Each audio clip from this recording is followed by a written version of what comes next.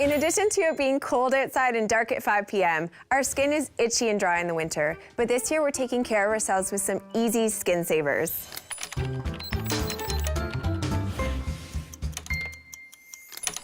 I'm here with Sarah Kelsey, fashion and beauty editor at iVillage.ca. Hi. And Sarah, today we're talking all about winter skincare. Yeah, just about, how you can make your skin a little bit more moisturized, because the second winter hits, it just seems to sap the moisture out of your skin. Your hands, your feet, your legs, everything. It's not just the face. So this is really about, making sure your skin feels supple and soft still. So there is a real difference between skincare in the summer versus skincare in the winter. So what's going on? Is it just the dryness? Is that? Yeah. It's the dryness in the air. It's the cool temperatures. It's probably a huge shift for our skin. You go from plus 38 to minus 5. That's really, really cold. Sense, right? Yeah, and then we have furnaces on in our house to keep our homes warm. And furnaces basically just sap the moisture out of the air, which then leads to obviously the sapping of the moisture of your skin. Yeah, and then there's all the reflection from the sun, off the snow, off wet pavement, that kind of stuff. So it's really a bunch of things that contribute to skin just being drier. Okay, so let's talk SPFs in the winter. Yeah. Because I think a lot of people don't know that you're actually,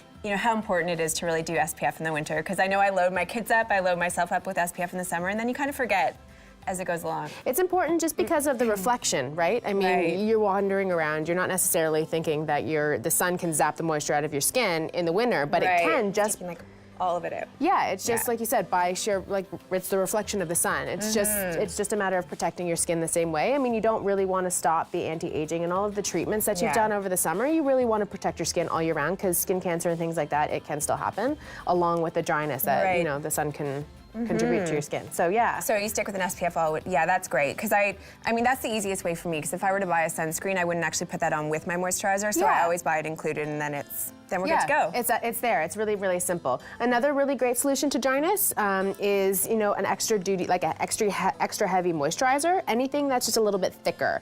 You want to have maybe one like this one is actually really, really good for the day. It's actually specialized, so the chemicals in it, there's a little bit of SPF in it as well.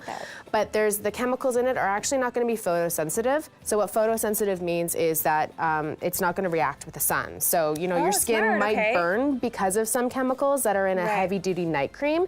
So you want to use a night cream at night, because it's meant for the night, because your skin will be in the dark. And then during the day, this one will actually have the added benefit of something like a SPF in there, just to make sure skin's protected. Okay, I like that. Yeah.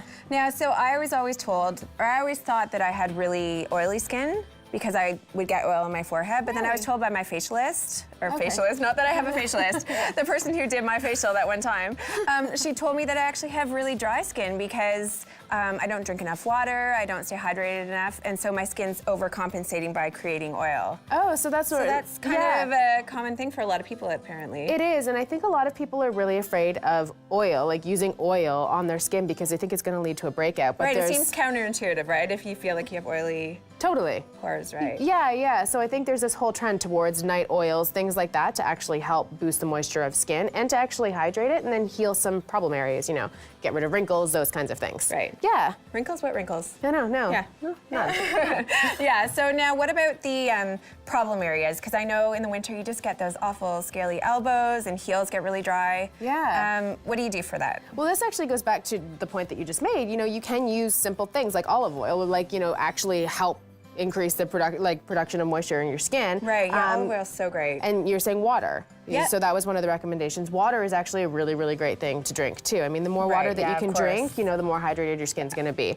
Vaseline is a really great option. We don't have a container here, but it's famous, is the rosebud salve. That's a really, really great option. Yeah, that's my go-to for sure. Yeah, it smells delicious. It's amazing. You can get it at probably every drugstore. Yes, definitely. It's awesome.